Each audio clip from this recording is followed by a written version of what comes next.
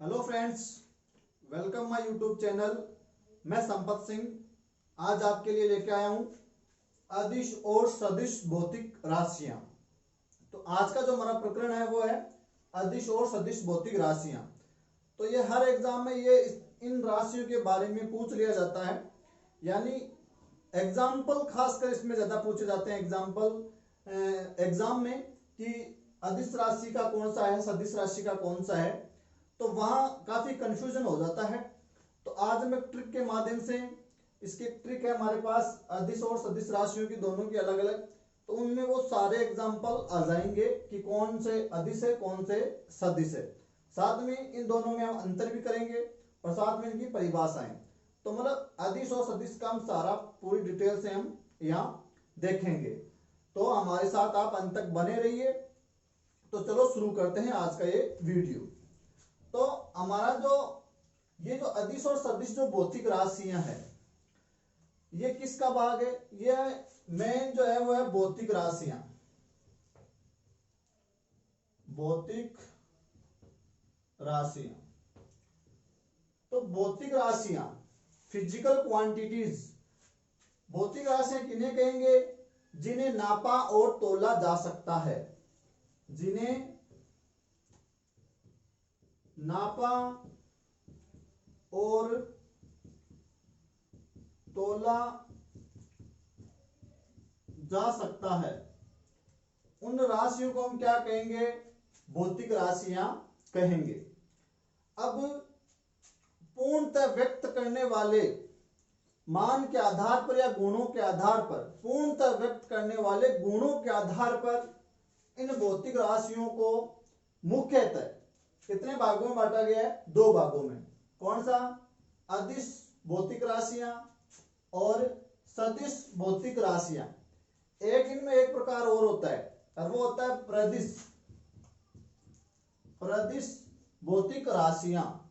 और वो वैसे नॉर्मली सदिश भौतिक राशियों का एक भाग होता है। इनमें एक हल्का सा जो अंतर होता है, मेन जो मुख्य अंतर होता है वो भी हम देखेंगे कि सदिश और प्रदिश में क्या अंतर होता है। तो मुख्य तो पूर्णतः व्यक्त करने वाले गुणों के आधार पर जो भौतिक राशियां हैं उनके कितने प्रकार हो गए? तीन, अदिश, सदिश और प्रदिश। लेकिन मुख्यतः हम कितने भाग पढ़ते हैं? दो ही, अदिश और सदिश भौतिक राशियां। प्रदिश को भी आज हम देखेंगे ये क्या है। वैसे नॉर्मली इन प्रदिश राशियों को सदिश राशियों में शामिल किया गया है, इसलिए मुख्य दो भाग हो गए अदिश और सदिश भौतिक राशियां। अब जिन्हें नापा और तोला जा सकता है वो उनको क्या कह देंगे? हम आपकी भौतिक राशियां कह देंगे, फिजिकल क्वांटिटीज कह देंगे। जैसे द्रव्यमान है, वेग है, त्वरण है, ऊर्जा है, ताप है, दाब है, वो सारी भौतिक राशियां हैं जिनको मापा और तोला जा सकता है। अब इनको एक एक को हम देख लेते हैं कि पहले अदिश को देख लेते हैं और फिर सदिश को देख लेंगे। तो मैं मिटा रहा हूं। पहला हम लेते हैं इनका जो प्रकार वो कौन सा है? अदिश। अदिश राशियां कह देते हैं, पूरा नाम होता है इनका अदिश भौतिक राशियां। तो अदिश राशियों के बारे में हम चर्चा कर रहे हैं अभी। इनकी परिभाषा में देना चाहूं तो क्या होगा? तो एक साधारण सी परिभाषा होती है, वे भौतिक राशियां जिन्हें व्यक्त करने के लिए परिमाण, परिणाम नहीं, परिमाण, वे भौतिक राशियां जिन्हें व्यक्त करने के लिए केवल परिमाण और मात्रक की आवश्यकता होती है, ऐसी भौतिक राशियों को क्या कहते हैं? अदिश भौतिक राशियां कहते हैं। बात समझ में आ गई होगी आपके। वे भौतिक राशियां जिन्हें व्यक्त करने के लिए केवल परिमाण न कि परिणाम, परिणाम तो होता है रिजल्ट, और ये क्या है? परिमाण। तो केवल परिमाण और मात्रक की आवश्यकता होती है, ऐसी भौतिक राशियों को क्या कहते हैं? अदिश भौतिक राशियां कहते हैं। इनमें दिशा का बोध नहीं होता है, इनमें दिशा का बोध नहीं होता है, इसमें डायरेक्शन यानी दिशा बताने की जरूरत नहीं होती है। तो इसलिए नाम पर आओ अदिश, बिना दिशा के, तो इसमें दिशा की आवश्यकता नहीं है। इन राशियों को व्यक्त करने के लिए हमको सिर्फ क्या चाहिए, परिमाण और मात्रक चाहिए। तो परिभाषा आपके समझ में आ चुकी होगी। ऐसी भौतिक राशियां जिनको व्यक्त करने के लिए केवल परिमाण और मात्रक की आवश्यकता हो, तो उन भौतिक राशियों को कहते हैं अदिश भौतिक राशियां। अब कहने का मतलब क्या निकला कि अदिश भौतिक राशियों को, राशियों के मापन हेतु, अदिश जो भौतिक राशियां हैं इनके मापन हेतु हमको कितनी चीजों की आवश्यकता पड़ेगी, सिर्फ दो चीजों की। किस किस की, परिमाण की और मात्रक की। इन दो चीजों से हमारा काम चल जाएगा, दिशा की हमको आवश्यकता नहीं पड़ेगी, इसलिए हो गया अदिश। अब देखो ये क्या है, परिमाण का मतलब होता है गणितीय आपकी संख्याएं या गणितीय मान, हिंदी में इसका मतलब ये होता है। और मात्रक यानी मात्रक।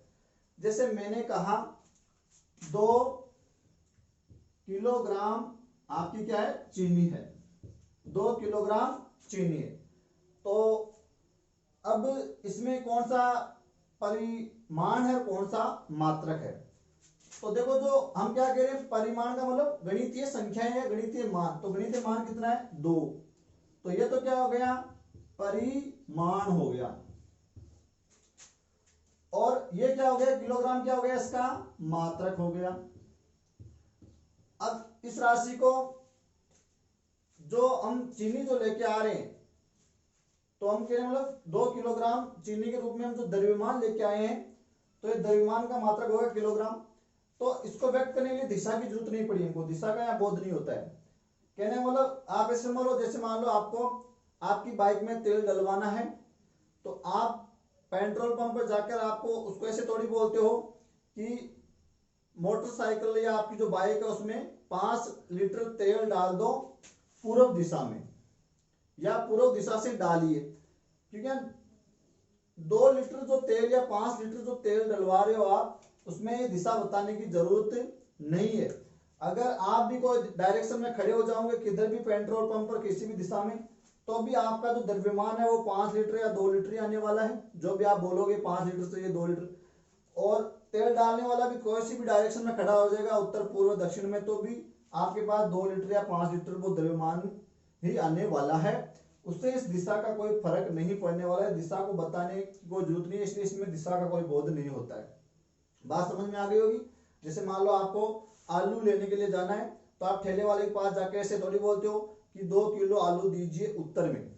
तो वो उत्तर में जाके बैठ के आपको 2 किलो आलू देगा, तो भी 2 किलो मिलेगा आपको। और वो पूर्व में जाकर बैठकर आपको 2 किलो तोल के देगा, तो भी आपको 2 किलो ही मिलेगा।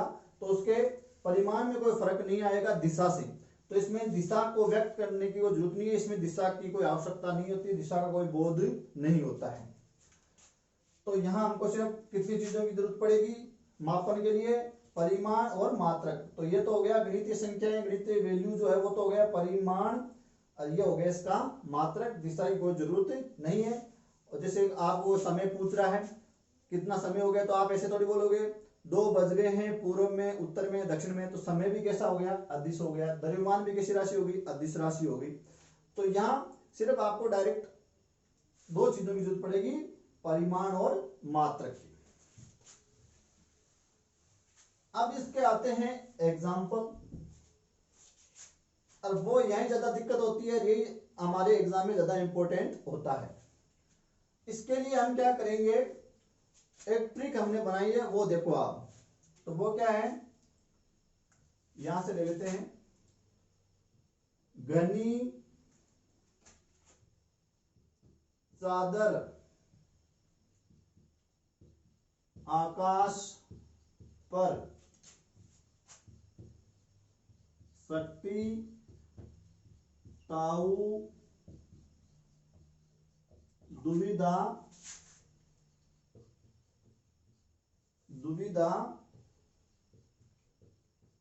कोण आवृत्ति में।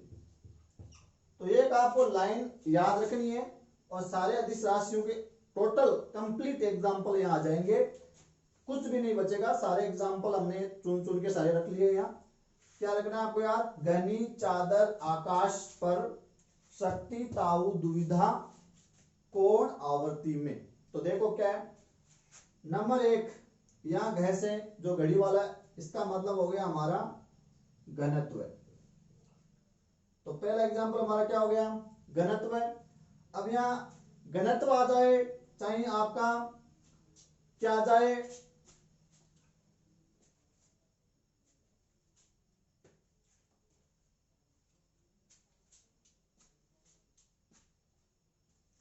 हाँ सिर्फ घनत्व एक ही मिलेगा, क्योंकि कई कई जो वर्ड है उनमें आपको दो से ज्यादा एग्जांपल मिल सकते हैं, इसलिए यहां सिर्फ आपको एक ही एग्जांपल मिलेगा। क्या घनी में क्या मिलेगा, सिर्फ वो सिर्फ घनत्व।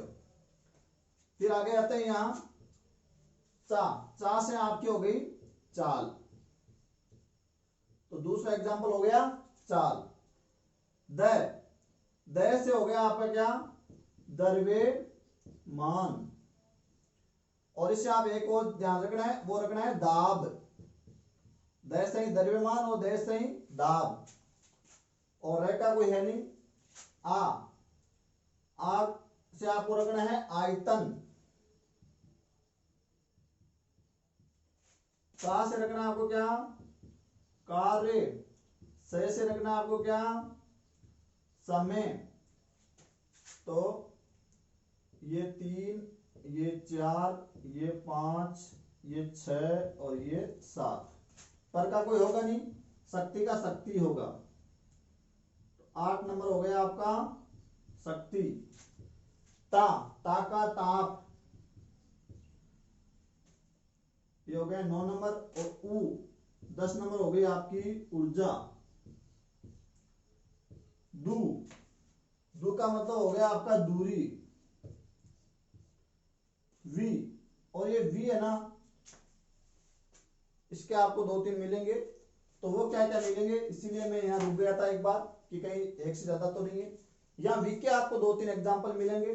वो कौन कौन से मिलेंगे, एक तो मिलेगी आपकी विद्युत धारा, या आप इसको कहते हो विद्युत ऊर्जा, और एक आपको मिलेगी विशिष्ट ऊष्मा। विशिष्ट ऊष्मा, और धा का कोई होगा नहीं, और कोण का कोण ही होगा, और आवर्ती का आवृत्ति होगा। तो हमारे साथ कितने एग्जाम्पल हो गए, 9, 10, ये 11, इसको 12 मान लो, ये 13 हो गए, ये 14 हो गए, और ये 15 हो गए, ये 16 हो गए। 16 एग्जाम्पल हमने यहाँ लिए हैं। तो बात मैं रिपीट कर रहा हूं एक बार, घनी चादर आकाश पर, शक्ति ताऊ दुविधा कोण आवर्ती में। अब घनी का आपको एक ही बनाना है, घनत्व। चा का चाल, द का द्रव्यमान और दाब, आ का आयतन, का कार्य, स का समय, पर का बनेगा नहीं, शक्ति का शक्ति बनेगा, ता का ताप, उ का ऊर्जा, दू का दूरी, वी का विद्युत धारा या विद्युत ऊर्जा, और एक और बनेगा विशिष्ट ऊष्मा, और धाका है नहीं, कोण का कोण और आवर्ती का आवर्ती। तो कंप्लीट जो अधिस जो टोटल जो राशियां हैं जो इसमें शामिल है, जो एग्जांपल जो शामिल है, वो सारे इसमें आ चुके हैं। तो कंप्लीट इसमें शामिल हो चुके हैं। तो ये हो गई हमारी अदिश भौतिक राशियां।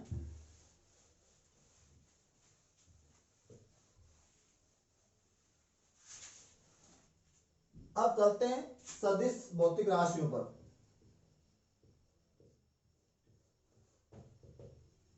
सदिश भौतिक राशियां, परिभाषा की बात करूं तो वे भौतिक राशियां जिनको व्यक्त करने के लिए परिमाण व मात्रक के साथ किसकी जरूरत होती है, दिशा की भी जरूरत होती है। दिशा, इसमें दिशा का बोध होता है, दिशा की आवश्यकता होती है, इसीलिए तो सदिश, सदिश जिसमें दिशा मौजूद है। तो परिभाषा समझ में आ गई होगी, वे भौतिक राशियां जिन्हें व्यक्त करने के लिए परिमाण, मात्रक व दिशा की आवश्यकता हो तो ऐसी भौतिक राशियों को हम क्या कहेंगे? सदिश भौतिक राशियां कहेंगे। यानी कहने का मतलब यह है कि सदिश राशियों के मापन हेतु हमें तीन चीजों की आवश्यकता पड़ेगी। किस किस की? परिमाण की, मात्रक की और दिशा की। तब जाके हम उसका मापन अच्छे से कर पाएंगे। जैसे हमारे पास कोई वस्तु है और हमने इस पर बल लगाया 2 न्यूटन और वस्तु यहां से चली गई। अब चली किधर गई? उत्तर में चली गई, दक्षिण में चली गई, पूर्व में चली गई, पश्चिम में चली गई। तो यहां 2 तो हो गया इसका क्या? परिमाण, गणितीय मान, न्यूटन n हो गया इसका मात्रक। और अब यहां हमको दिशा भी बतानी पड़ेगी। 2 न्यूटन बल आपका किधर? पूर्व में। 2 न्यूटन बल आपने किधर लगाया? पूर्व में। तो ये वस्तु किधर चलेगी? पूर्व में। तो यहां दिशा बताने की जरूरत होती है। तो ये हो गई सदिश। तो यहां दिशा का बोध होता है, दिशा जरूरी होती है। तो ये हो गई इसकी परिभाषा। अब आते हैं एग्जाम्पल। मेन वो ही होता है हमारा। इसका भी हमने ट्रिक बनाया है। वो क्या है? वे सब तब भावी चुंबक। वे सब तब भावी चुंबक। अब देखो यहां एक वर्ड से एक से ज्यादा निकलेंगे, इसलिए मैं शुरू में रुक गया था कि कहीं एक से ज्यादा तो नहीं है। वे यानी होता है यहां वेग। वे यानी क्या होता है यहां? वेग, वेलोसिटी। तो वेग कैसी राशि हो गई हमारी? सदिश राशि हो गई। अब वेग के साथ क्या आ जाए? कोणीय वेग आ जाए। एक ही बात है, वेग आ जाए चाहे कोणीय वेग आ जाए, कैसी राशि होगी? सदिश राशि होगी। स, ये स समय वाला नहीं है, वो आपकी अदिश राशि में आएगा। इस स का मतलब है यहां संवेग। इस स का मतलब क्या है? यहां संवेग है, तो आपको ध्यान रखना है। अब चाहे संवेग आ जाए चाहे क्या आ जाए? कोणीय संवेग आ जाए, और चाहे आ जाए आपका क्या? रेखीय संवेग। वो सारी कैसी राशियां होगी? सदिश राशियां होगी। ब यानी बल, आपका फोर्स। अब बल आ जाए और चाहे बल आघूर्ण आ जाए, वो भी कैसी राशि है? सदिश राशि। तय, तय यानी हो गया आपका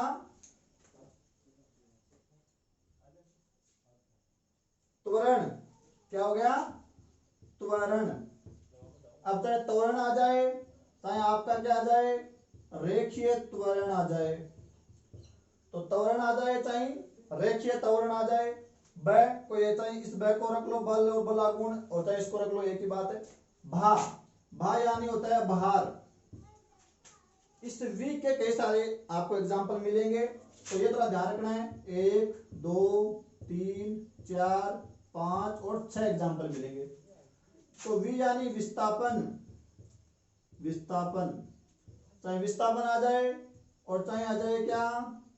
कोणीय विस्थापन। अगला विद्युत क्षेत्र। जो ये ध्यान रखना है, विद्युत धारा या विद्युत ऊर्जा किस में आएगी? अदिश में। लेकिन विद्युत क्षेत्र किस में आएगा? सदिश में। तो ये आपको थोड़ा ध्यान रखने वाली बात है। अगली है विद्युत तीव्रता। विद्युत तीव्रता। और एक आएगा विद्युत धारा घनत्व। विद्युत धारा घनत्व। घनत्व अदिश राशि है, लेकिन विद्युत धारा घनत्व कैसी राशि है? सदिश राशि है। तो ये थोड़ा ध्यान रखने वाली बात है यहां। और एक आएगा विद्युत द्विध्रुव आघूर्ण। विद्युत द्विध्रुव आपका आघूर्ण। तो ये वी से देखो, वी यानी विस्थापन, कोणीय विस्थापन। तो विस्थापन दोनों ही कैसी है? आपकी सदिश है। वी यानी विद्युत क्षेत्र, न कि विद्युत धारा और ऊर्जा। वी से विद्युत तीव्रता, वी से विद्युत धारा घनत्व, और वी से विद्युत द्विध्रुव आघूर्ण, या सिर्फ द्विध्रुव आघूर्ण भी आपको कहीं मिल सकता है, तो द्विध्रुव आघूर्ण। और इससे भी 2-3 मिलेगा आपको। एक तो मिलेगा चुंबकीय आघूर्ण, एक चुंबकीय क्षेत्र की तीव्रता, और एक मिलेगा आपका चुंबकीय प्रेरण। चुंबकीय प्रेरण। तो वापस आते हैं, वे सब तब भावी चुंबक। तो वे यानी वेग आ जाए, चाहे कोणीय वेग आ जाए, सदिश राशि होगी। स यानी संवेग, समय वाला नहीं, समय नहीं समझना है इसको, इसको संवेग। वो आकाश वाला, उसमें समझना है आपको आकाश। आकाश ऐसे लिखते हैं तो इसको समय से आपको ध्यान रखना है। संवेग आ जाए, चाहे कोणीय संवेग आ जाए, चाहे रेखीय संवेग आ जाए, वो कैसी होगी? सदिशी होगी। तय से क्या हो जाएगा? वैसे बल और बल आघूर्ण कोई भी आ जाए। तय से त्वरण आ जाए, चाहे रेखीय त्वरण आ जाए। इस का चाहे इसको कर लो। बाहर से बाहर आपका वेट v से 6 बन रही है, विस्थापन, कोणीय विस्थापन, विद्युत क्षेत्र, विद्युत तीव्रता, विद्युत धारा घनत्व और विद्युत द्विध्रुव आघूर्ण, और चुंबक से मिला चुंबकीय आघूर्ण, चुंबकीय क्षेत्र की तीव्रता और चुंबकीय प्रेरण। तो कितनी राशियां हो गई हमारी? 1 2 3 4 5 6 7 8 9 10 11 12 13 14 15 16 17 18 और 19। इसके अलावा आपको 2-3 और भी रखना है याद। एक आता है इसमें अल्प क्षेत्रफल। अल्प क्षेत्रफल को भी सदिश में शामिल किया गया है। ये हो गया 20 नंबर। और एक और याद रखना है 21 नंबर आपको, वो रखना है ताप प्रवणता। ताप प्रवणता। और एक और याद रखना है 22 नंबर आपको, और वो रखना है आपको चाल प्रवणता। तो ये 22 एग्जाम्पल हो गए।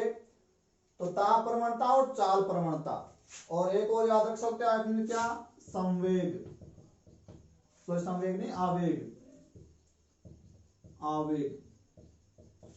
तो 22-23 एग्जाम्पल हो गए, सारे टोटल आ गए। तो ये तो ट्रिक से हो जाएंगे, लेकिन 2-4 आपको एक्स्ट्रा याद रखना है। अलग क्षेत्रफल सदिश राशि है, ताप प्रवणता और चाल प्रवणता भी किसी राशि है?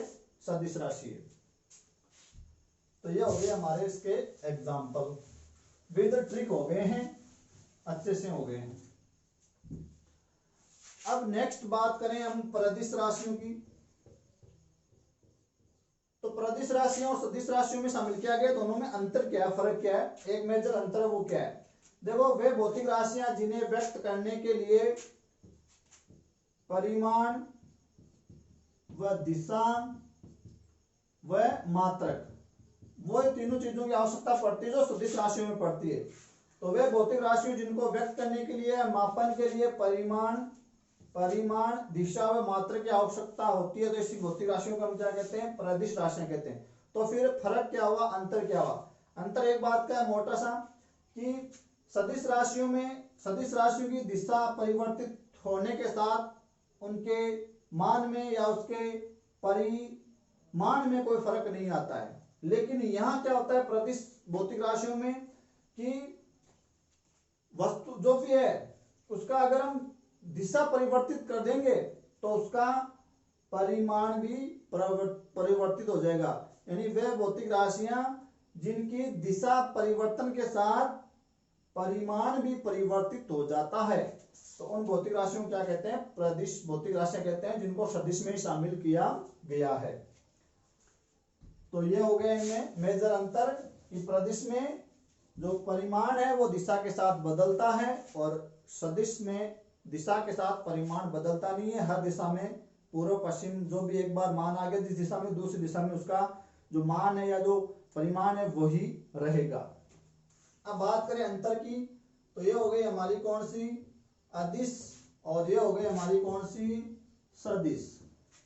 मुख्य जो अंतर वो देख लेते हैं। वो क्या है कि यहां हमको इसके मापन के लिए, इनको व्यक्त करने के लिए कितनी चीजों की जरूरत पड़ेगी? 2 की। क्या क्या? परिमाण और दिशा की, सॉरी मात्रक की। और इनको व्यक्त करने के लिए, मापन के लिए हमको कितनी चीजों की आवश्यकता पड़ेगी? पहला परिमाण, दूसरा दिशा और तीसरा हमारा मात्रक। जैसे हमने लिखा 2 न्यूटन बल किस दिशा में, पूर्व दिशा में, तो ये हो गया परिमाण, ये हो गई इसकी दिशा और ये हो गया इसका मात्रक। दूसरा अंतर की बात करें तो इसमें दिशा का बोध नहीं होता है, दिशा का बोध नहीं होता है और इसमें दिशा का बोध होता है।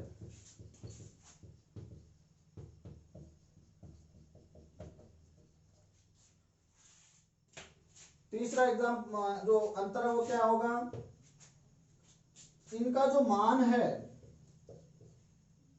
इनका मान हम परिमाण में परिवर्तन करके बदल सकते हैं, केवल और केवल परिमाण में। अदिश राशियों का जो मान अगर आपको बदलना है तो हमको किसमें बदलाव करना पड़ेगा, परिमाण में। तो सिर्फ परिमाण में बदलाव करेंगे तो अदिश राशियों का मान बदल जाएगा। लेकिन यहाँ अगर इन राशियों का मान आपको बदलना है या परिवर्तित करना है तो यहाँ परिमाण या दिशा, इन दोनों से आप इसके मान को बदल सकते हो। तो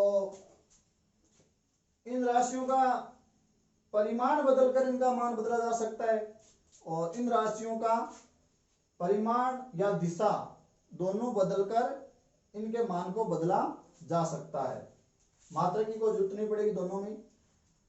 नेक्स्ट बात करें तो ये आपके सामान्य जो बीजगणितीय नियमों की पालना करती है, सामान्य बीजगणितीय नियमों की पालना करती है। यानी इसका मतलब क्या हुआ कि इनको साधारणीय गणितीय नियमों से जोड़ा घटाया जा सकता है। इनको क्या किया जा सकता है, साधारणीय गणितीय नियमों से जोड़ा और घटाया जा सकता है। यानी सामान्य बीजगणितीय नियमों की पालना करती है। लेकिन ये क्या करती है, ये आपकी करती है, इसमें एक बात आती है, सदिश संयोजन के नियम की पालना करती है। सदिश संयोजन के नियम की पालना। तो ये क्या, ये सामान्य बीजगणितीय नियमों की पालना करती है। या सामान्य जो गणितीय नियमों से इनको जोड़ा घटाया अवकलन वगैरह इनका किया जा सकता है। लेकिन ये किसकी पालना कर रही है, ये सदिश संयोजन के नियम की पालना करती है। तो ये आप सदिश संयोजन के नियम की पालना जरूर करती है, परिभाषा में भी आप इसको लिख सकते हो। पांचवा अंतर इनका आप एग्जाम्पल लिख सकते हो, जैसे द्रव्यमान है, जैसे ऊर्जा है, जैसे ताप है, जैसे दाब है। यहाँ क्या लिख सकते हो, विस्थापन है, बल है, बल आघूर्ण है, चुंबकीय आघूर्ण है, भार है। तो ये आपके इतने सारे हो गए इनके अंतर।